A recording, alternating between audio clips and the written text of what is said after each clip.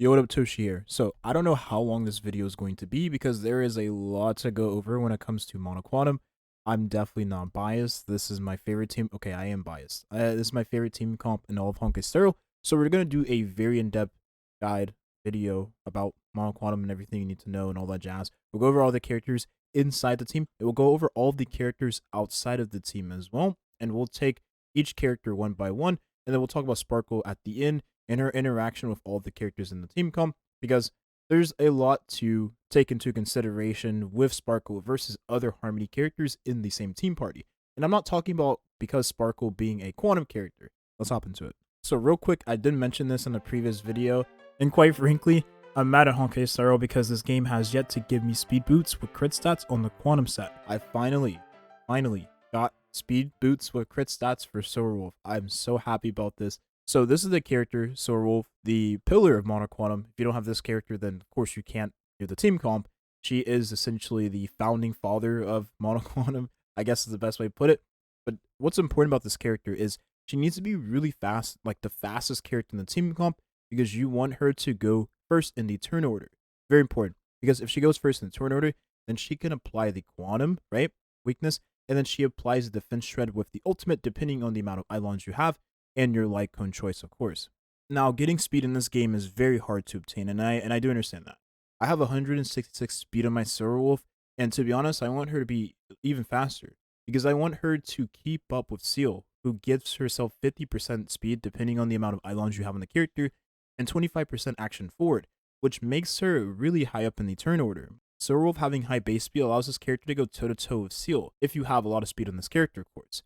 And again, statting in this game is really hard. You're going to suffer in other stats if you choose to build her with a ton of speed and still try to give her a crit based or break effect build. But to be honest, I recommend the break effect build for most players. And the reason being is because when you have a fast Silverwolf, all you need then at that point is break effect. Now, Sparkle does provide the attack for the team, which means Silverwolf on an attack based build is allowed to take advantage of those buffs even more.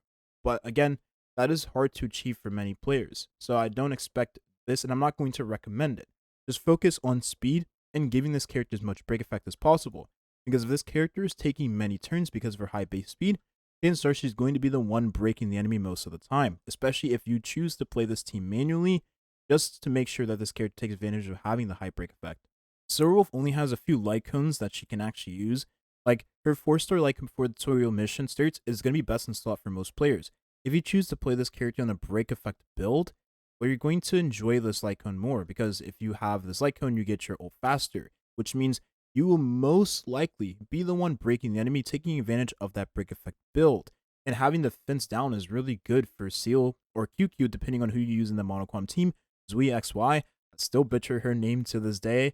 Anyone you choose to use alongside Silver is going to take advantage of that defense shred, which means having it up at all times is a DPS increase for her and honestly everyone else in the team comp too.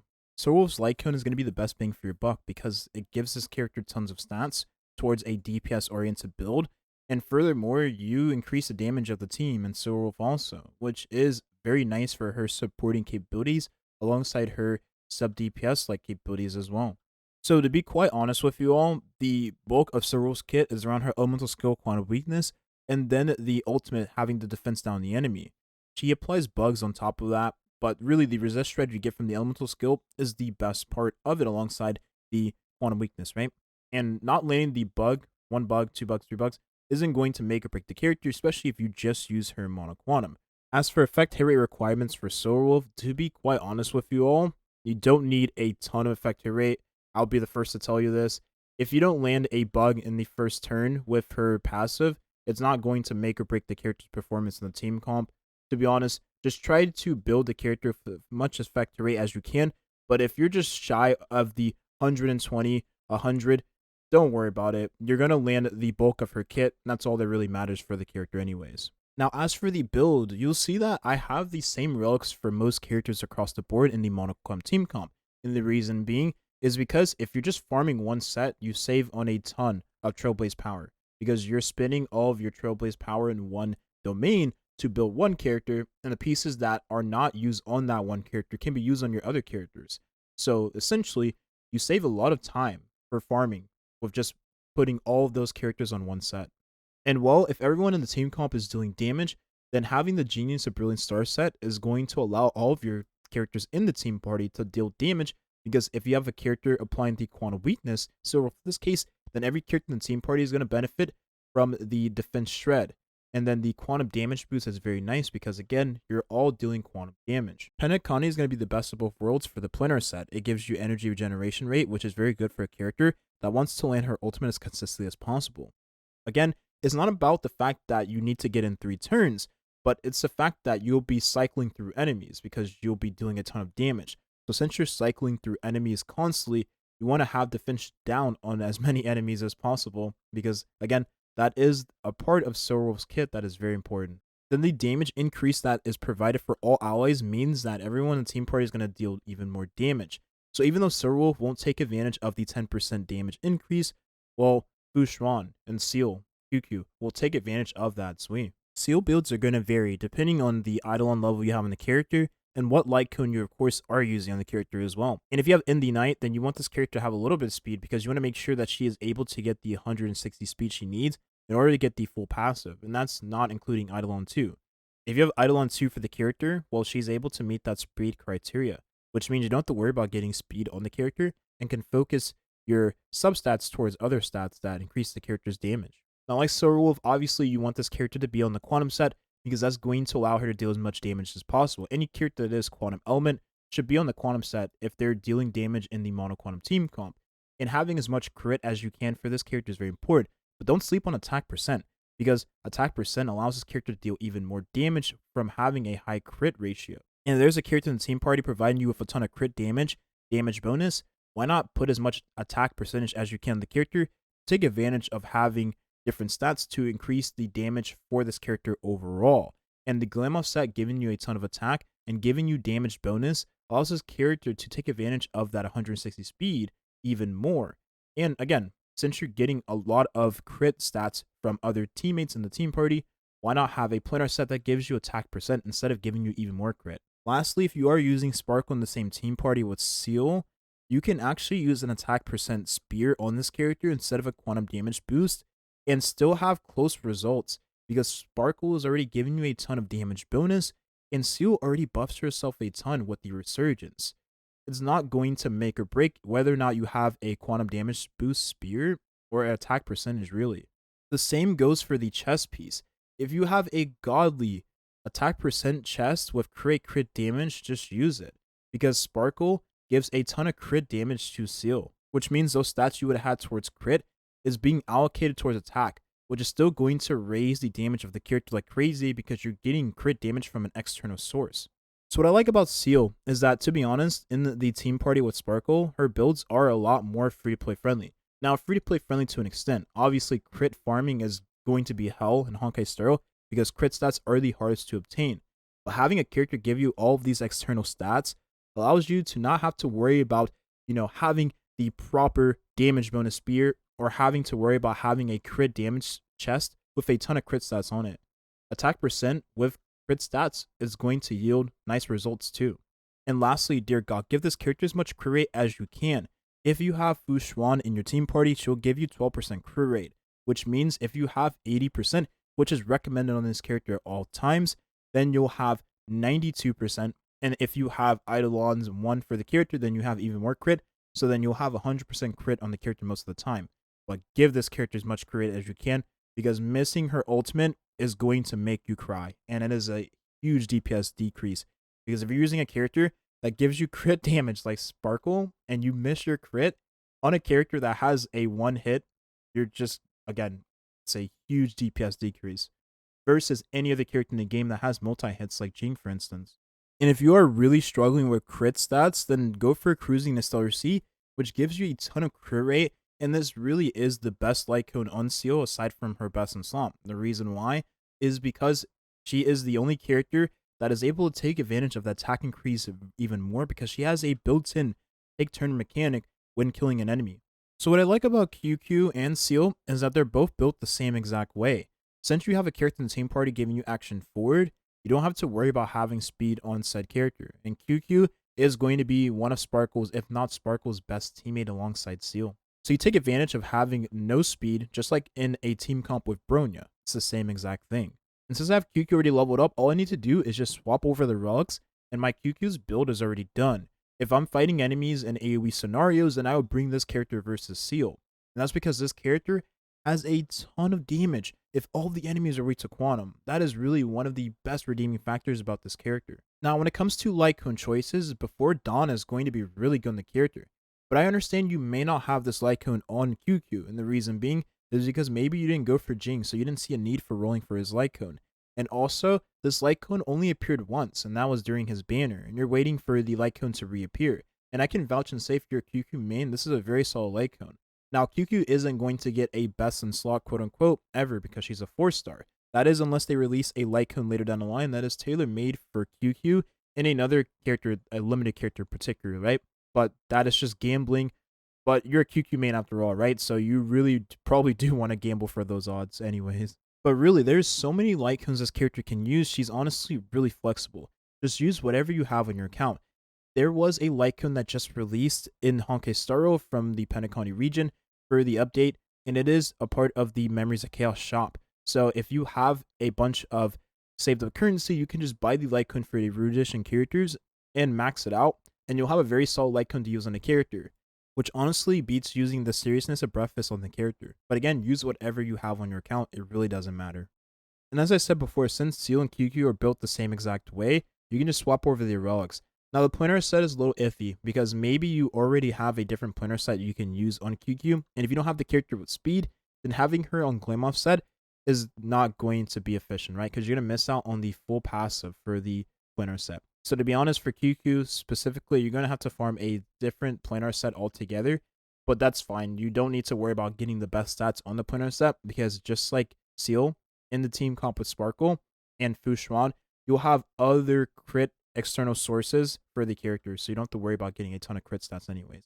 But if you are using Rudolans, it does give you 8% more crit rate, so that's something to take into consideration also. There is one last thing I thought about, and what if you use Sparkle alongside qque and Seal on the same team? Well, qque at high Eidolons gives skill points to the team after using an enhanced basic attack. qque honestly doesn't take up that many skill points if you have her on a slow build, and you have your allies taking many turns before she does take her turn. And again, since Sparkle is providing a lot of external buffs to the whole team, well, then every character in the team party that deals damage is going to take advantage of those buffs as well. So I think qque is a very solid character to use in the team party with Seal alongside Sparkle if you choose to run a dual DPS team.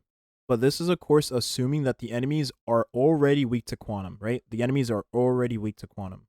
And just think about it. You were probably using Bronya before in the team party, or a character like Tingyun, Hela, but since you have a character giving you a ton of skill points at the start of the battle, and giving you a ton of skill points as you do progress through the battle, well, it's going to be even more flexible of a skill point economy versus using Bronya in the same party.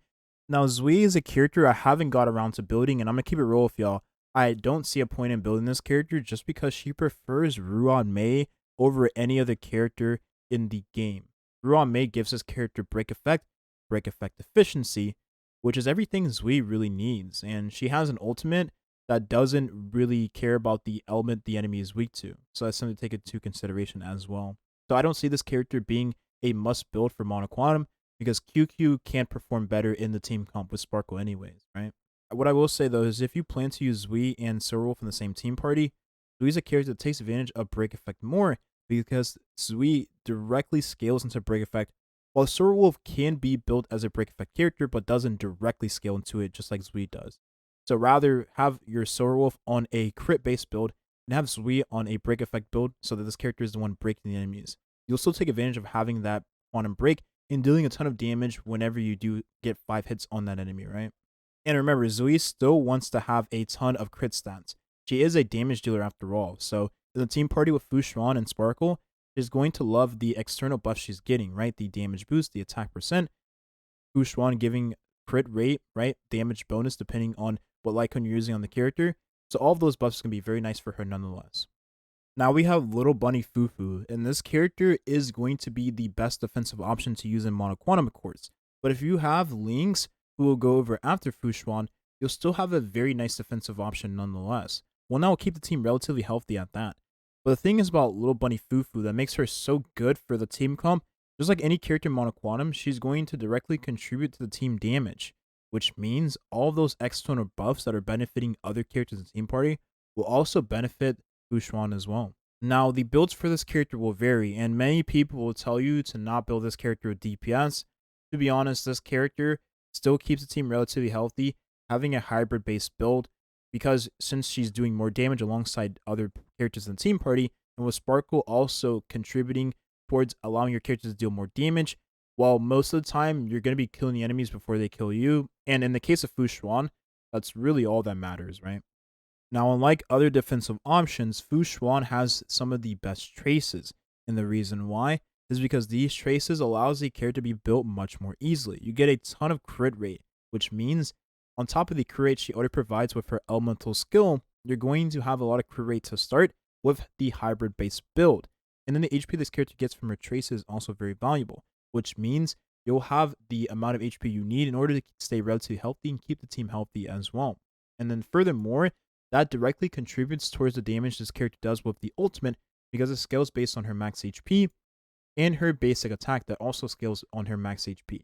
And both of these also take advantage of the enemy being weak to quantum, but also if you have Soulwolf in the team party providing the defense shred on that enemy, these abilities will do even more damage on top of that.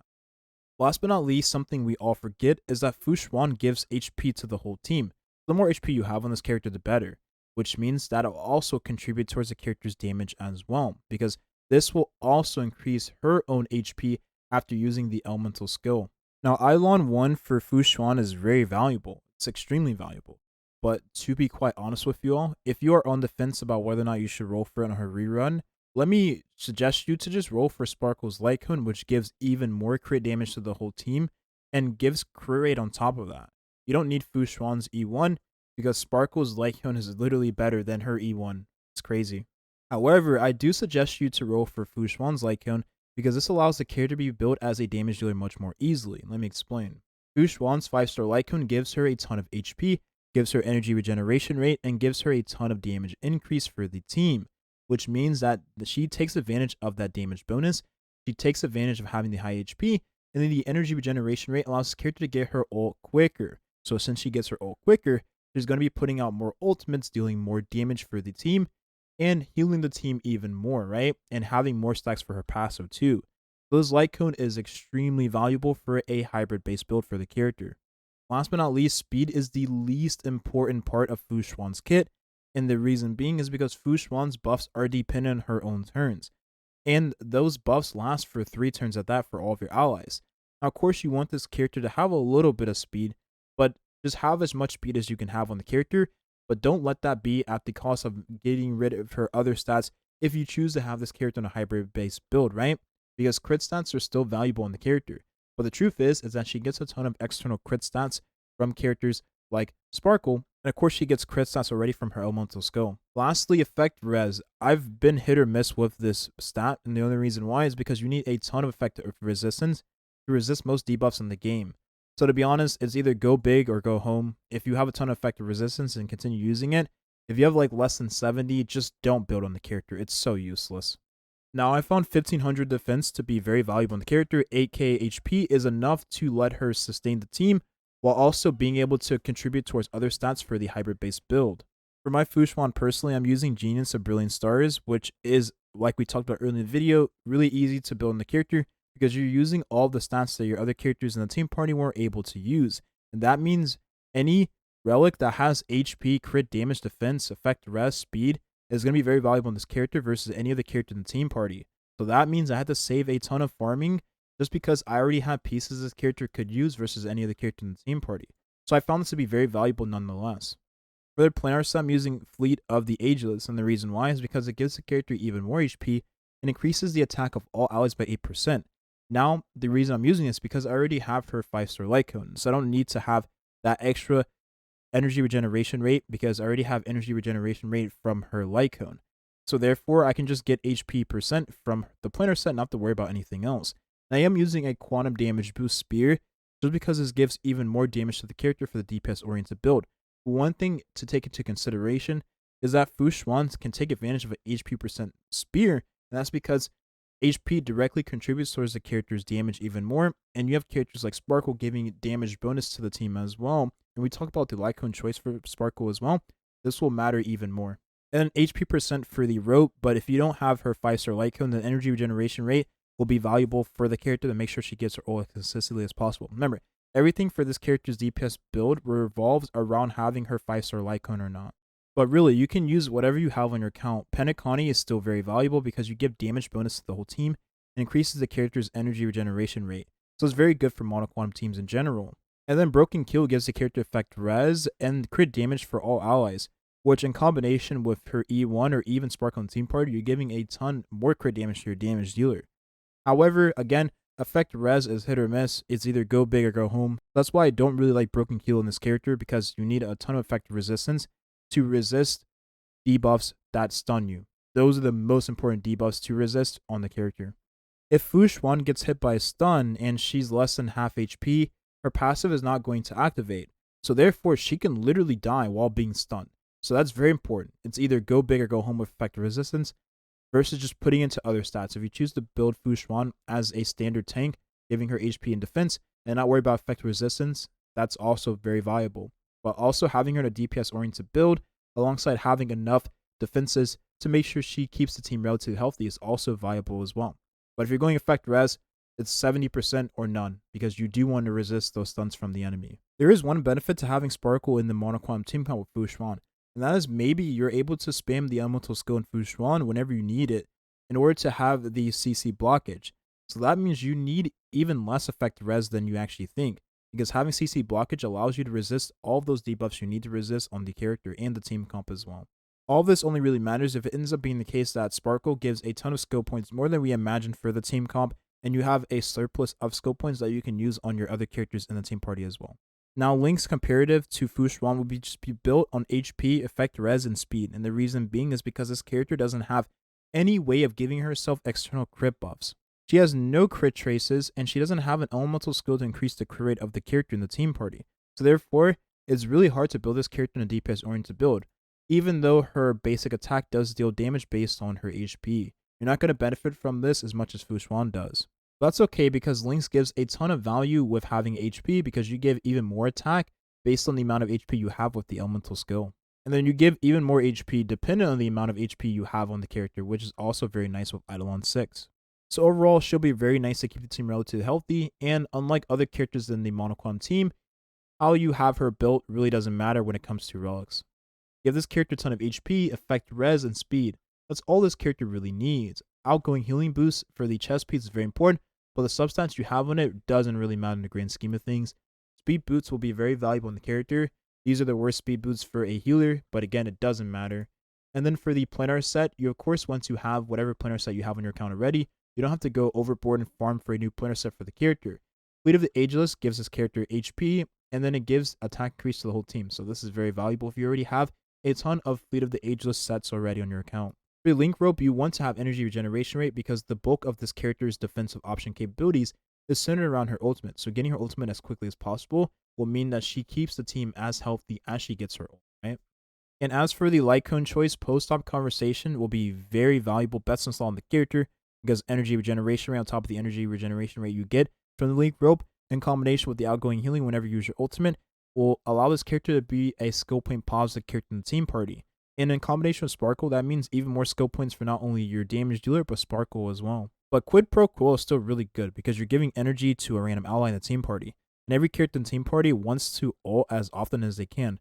So Wolf, this allows the character to get her ult quicker for more defense shred and more toughness breaking capabilities. Sparkle will have a 3-turn ult no matter what, but energy for Seele is going to be very valuable, because Seele can get her ult quicker, which contributes directly towards more damage on top of that. Now let's talk about the newest addition to the monoquantum team comp, and that's going to be Sparkle.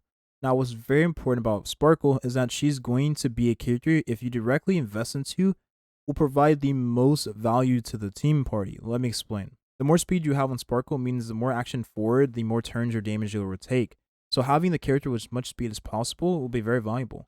You want her to keep up with Seele, but not at the expense of, losing your sanity, because farming for speed in this game is still the hardest stat to obtain also. So that's something to take into consideration as well. And her base speed is literally 100 like Bronya. So that means she's even harder to build versus characters like Silverwolf. However, the more investment you put into the character will be the more valuable she is for the team overall. She takes more turns, it gives more action forward to the damage dealer, allowing that damage dealer to take more turns, and therefore she's giving more skill points because she's taking more turns and generating more energy. So that's something to take into consideration as well. She becomes an even better character the more speed you give her. But unlike other characters, she doesn't have any HP scalings, any attack scalings. But just like Bronya, she needs a ton of crit damage as well, because the more crit damage you have on the character means the more crit damage you give to the damage dealer. So it's also very important to take into consideration as well. An effect res is very valuable in the character, but to be honest, Xuan giving CC blockage and Lynx giving a team-wide cleanse with her ultimate means you don't have to worry about having a ton of effect res on the character. Just prioritize speed and crit damage. This character also doesn't deal any damage with her max HP, so you don't take advantage of having a HP-oriented build in a character like Xuan, for instance. So therefore, she's not even a damage dealer. She is just a pure buffer.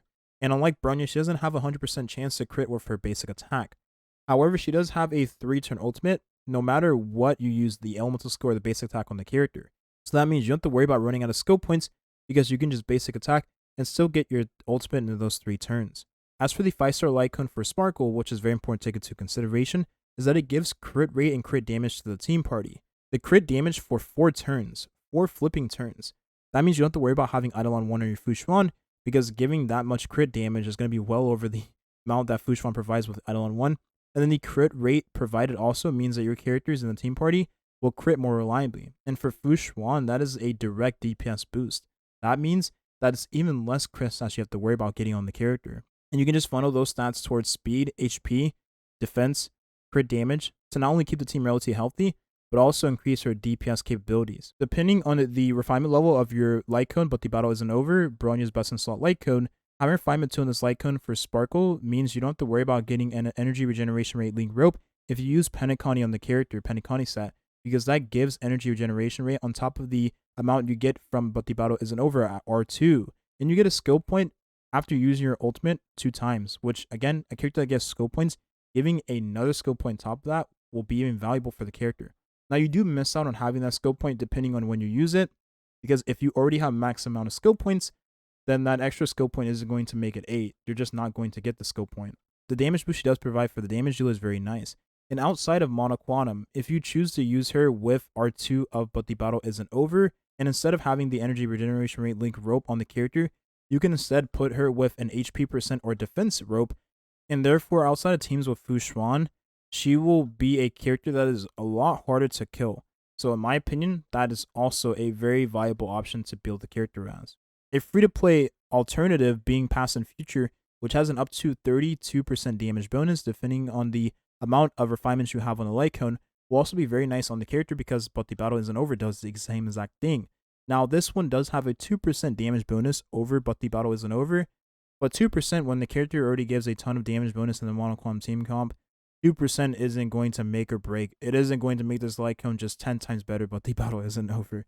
It just means that you have to run an energy regeneration rate link rope on the character because it doesn't provide anything other than the damage bonus it already provides, right? But if you are a Monoquantum enjoyer and you want to have every character in the team party dealing damage, just use Planetary Rendezvous because this is going to be the best bang for your buck. It gives damage bonus to the whole team, and you don't have to worry about the speed tuning with Sparkle. Because if you're using Seal, this character, in combination with this Seal just ends up being super duper fast. And you need a ton of speed on Sparkle to keep up. And again, since Bronya and Sparkle are built the same exact way, just transfer over your stats from Bronya, her relics and everything, planar set included, to Sparkle, and your build is pretty much completed. So there you have it. I hope you enjoyed the video. This video is a very long record session. Honestly, haven't recorded a video this long since like the Should You Pull video. But it was honestly really refreshing to look back on all of Monoquantum. It can be a very complex team comp and with a lot of intricacies. But to be honest, on surface level, you don't need to worry about a lot of these things I present in the video. And just you literally use the Genius of Brilliant Stars set and just have whatever, relics you have available in your account. It is still one of the easiest team comps to build, but it also does have a ceiling when it comes to getting the most out of the team comp versus other comps like Dot, for instance, right? That's going to be the video here. Thank you for watching and have a nice rest of your day. Peace.